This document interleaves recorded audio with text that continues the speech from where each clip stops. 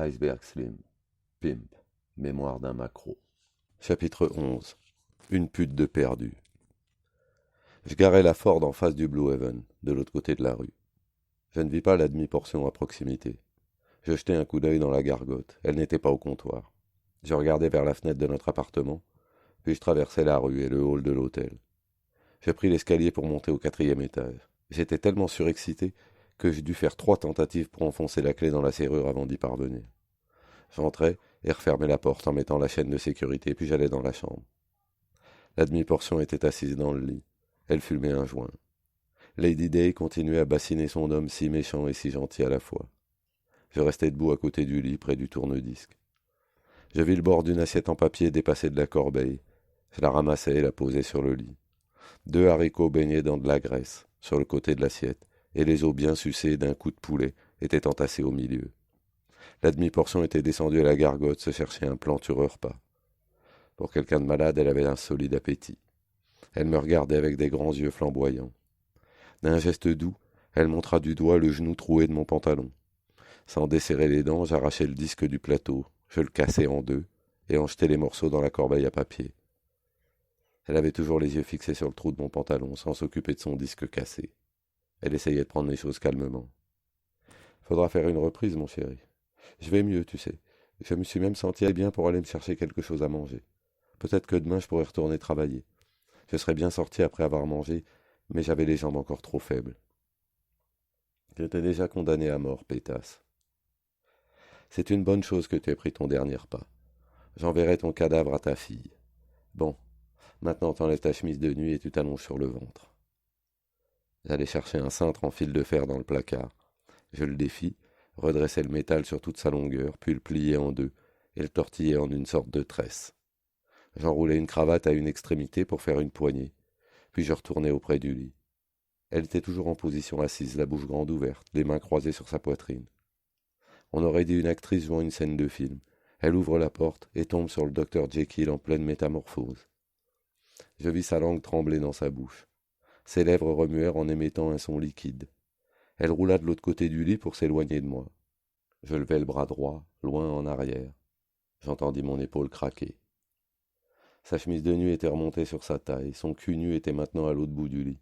Je me précipitai de l'autre côté. Elle roula à nouveau sur elle-même en revenant au milieu du matelas. Elle était sur le dos, les bras autour de ses genoux repliés sur sa poitrine. Le blanc de ses yeux brillait comme du phosphore. J'abattis le fouet qui siffla en la frappant, en plein sur les tibias. Elle se mit à hurler comme si elle faisait la fête un soir de Nouvel An. « Ouah !» Son corps se tendit brusquement, elle était raide sur le dos, maintenant. Les poings serrés contre les tempes, et se mordait la lèvre. Je lui donnai un nouveau coup. Le fouet s'abattit sur son nombril en claquant comme une balle doum-doum. « Oh Dieu !» gémit-elle. Elle se retourna sur le ventre. Je lui arrachai sa chemise de nuit. Elle était entièrement nue à présent et agitait les bras comme dans une sorte de transe religieuse. Le fouet sifflait son chant de mort tandis que je la battais sans relâche sur son dos et ses fesses.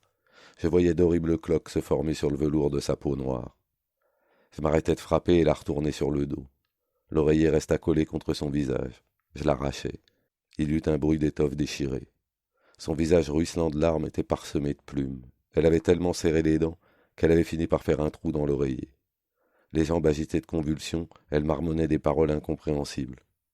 Des sanglots violents soulevaient sa poitrine. Elle me regardait en remuant la tête. Ses yeux avaient la même expression pitoyable que les tableaux du Christ sur la croix. Ses lèvres remuaient. Je me penchai et approchai mon oreille pour entendre ce qu'elle disait. « Plus la peine de me battre. Je me rends, mon chéri, c'est toi le chef. J'ai été idiote. Maintenant tu as une vraie pute. Embrasse-moi et aide-moi à me lever. » Je sentis des larmes couler sur mes joues. Je pleurais peut-être de joie à la pensée que j'avais la matée. En même temps, j'étais désolé pour elle et je me demandais soudain si je n'étais pas en train de tomber amoureux comme n'importe quelle cave. Je l'embrassai avec force, puis je la portai dans la salle de bain et la déposai tendrement dans la baignoire. Je fis couler l'eau. La pomme de la douche au-dessus de nos têtes projetait un jet puissant. Elle poussa un hurlement. Je tournai le bouton du mélangeur pour faire passer l'eau par le robinet. La baignoire commença à se remplir. Je vidai dans le bain une bouteille d'alcool camphré. Elle leva les yeux vers moi. Je pris dans ma poche le minuscule flacon de pilules, j'en fis tomber 2 dans la paume de ma main, puis j'allai remplir un verre d'eau au robinet du lavabo. Je lui donnai les pilules. Elle les avala avec le verre d'eau. « Phyllis, Pourquoi obliges-tu ton chéri à être si méchant? Ton chéri va finir par tuer sa petite pétasse si elle ne se décide pas à tapiner comme la star qu'elle est. Tu vas te reposer un peu dans ce bain. Ensuite, tu iras dans la rue et tu rapporteras de l'argent à ton homme, et pour de bon, cette fois-ci. Tu n'as pas besoin de rester dans cette rue-là, balade-toi et travaille jusqu'à ce que tu aies ramassé une somme convenable. Si tu te fais embarquer, je peux te sortir de là. Les flics sont obligés de te laisser passer un coup de fil. Si je sors, j'appellerai la réception toutes les heures pour savoir si tu n'as pas laissé de message. Allez, pétasse, il est temps que tu deviennes une star. Si tu tiens à ton homme, il faut lui donner du vrai fric. J'allais m'asseoir sur le lit. On aurait dit qu'un zèbre s'était allongé sur le drap et que ses rayures avaient déteint. Je l'entendis barboter dans l'eau du bain. Elle fredonnait la chanson du disque que j'avais cassé. De toute évidence, les pilules de Sweet ne lui faisaient pas de mal. Les putes étaient décidément d'étranges personnages. Elle se coiffa et se maquilla en silence, puis elle passa un ensemble en tricot rouge. Elle s'approcha de moi et me tendit la main. Je voyais des taches sombres sous ses bas, au niveau des tibias. Elle avait le regard brillant. Chérie, je n'ai pas un sou. S'il te plaît, donne-moi $2. Ne t'en fais pas, quand je reviendrai, j'aurai un bon paquet de fric. Je me levai, lui donnai un billet de $5 et l'accompagnai jusqu'à la porte. Elle leva la tête. Je me penchai vers elle, lui suçai la lèvre, puis la mordis violemment.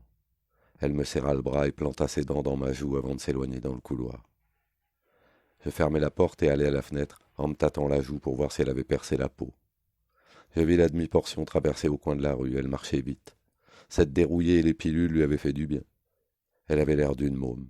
Elle paraissait minuscule et très sexy dans son ensemble rouge. Lorsqu'elle disparut à l'angle du trottoir, je me demandai si je la reverrais jamais. Il était 7 heures du soir. Je ferais mieux de ne pas bouger d'ici. Fouetter une fille avec un cintre, ça n'a rien à voir avec lui coller son pied au cul. Nom de Dieu. Si quelqu'un me faisait ça, je tuerais ce salopard sur le champ. Sweet avait raison. Elle s'est dépêchée de sortir du lit. Je me demande si ce sont ces premiers macs de la fin de l'esclavage qui ont trouvé le coup du cintre. Non, sûrement pas. Les cintres n'avaient pas encore été inventés à l'époque. Ça doit être Sweet qui y a pensé le premier. Je vais rester ici jusqu'au retour de la demi-portion. Si elle essaye de venir en douce pour voler ses fringues, je la bute. Comment se fait-il que Chris n'ait pas essayé de me joindre? Peut-être qu'un Mac à l'ardresse l'a déjà volé à Leroy. Peut-être que Leroy a encore piqué une de ses crises et qu'il l'a tuée. Je me demande à quoi ressemblera la pute que Sweet va me donner, si la demi-portion me lâche. C'est vraiment bizarre ce sentiment que j'éprouve. Pour l'instant, je ne sais pas encore si j'ai toujours une pute ou pas. Ce serait un sale coup si Sweet revenait sur sa parole et me laissait sans aucune fille. Je vais me défoncer. Il vaut mieux que je me roule un joint. La cocaïne ne ferait qu'accentuer le malaise. Je pris une douche, sortis de la baignoire et attrapai une serviette. Celle qui était accrochée à côté était tachée de sang. Je m'essuyai puis je me roulai un joint géant et changeai la tête de l'oreiller que la demi-portion avait mordu. Je m'allongeai en m'adossant contre la tête du lit et fumai le pétard. L'herbe mêlée au chuintement des pneus des voitures qui passaient dans la rue me bercèrent jusqu'à me plonger dans un sommeil profond. Lorsque je me réveillai, j'étais encore à moitié adossé contre les oreillers. Il faisait grand jour et la demi-portion n'était toujours pas rentrée. Avec cette histoire de cintre, je me retrouvais sans pute. J'allumai une cigarette. Il était 7 heures du matin. Je restais là, immobile, à contempler les amants enlacés du baiser de Rodin. Les nichons de la demi-portion ressemblent à ceux de cette fille en plâtre. C'était une sacrée baiseuse. Son prochain mag va faire une bonne affaire quand il l'aura mise au pas. Je me demande si je vais lui manquer à cette petite pétasse. Elle ne m'oubliera pas en tout cas, ça c'est sûr. Après tout, inutile de s'inquiéter quand la mule n'avance plus. J'attends jusqu'à midi. Ensuite, j'irai voir quel genre de pute il y a dans la pochette surprise que Sweet m'a promise. Peut-être que j'ai agi un peu vite en claquant la porte au nez de Mélodie avec son entasis. Au point où j'en suis, je serais prêt à me contenter de n'importe quoi, à part travailler, bien sûr. Personne ne saurait que je magouille avec un mec. Nom de Dieu, j'aimerais bien que Chris m'appelle. Ce serait fabuleux si elle me disait qu'elle arrive. Pour la tenir bien serrée, je pourrais peut-être la dévorer entièrement, en ne laissant que les clous de ses chaussures. J'ai faim. Je ne vais pas laisser les ennuis me détraquer la tête ni l'estomac. J'appelai Silas au téléphone et lui demandai de me rapporter des saucisses et des frites. Je me levai, allai me laver les dents et notai dans ma tête d'appeler Top quand il serait de retour. Il arriverait peut-être à savoir qui avait engagé Leroy. Ce pouvait être un moyen de retrouver la trace de Chris. Je demanderai à Preston de me prêter son pistolet et j'irai la prendre à Leroy, l'arme à la main. J'écoutais Mood Indigo en pensant à la demi-portion. Je me rappelais le jour où j'étais parti de chez maman en la laissant en larmes à la fenêtre. J'avais tellement hâte de rejoindre la demi-portion au coin de la rue. À l'époque, j'étais persuadé que c'était une véritable mine d'or noir qui m'attendait dans la Ford. Mais le jeu du Mac était impitoyable. Tant qu'on n'avait pas son argent dans la main, on ne pouvait pas compter dessus.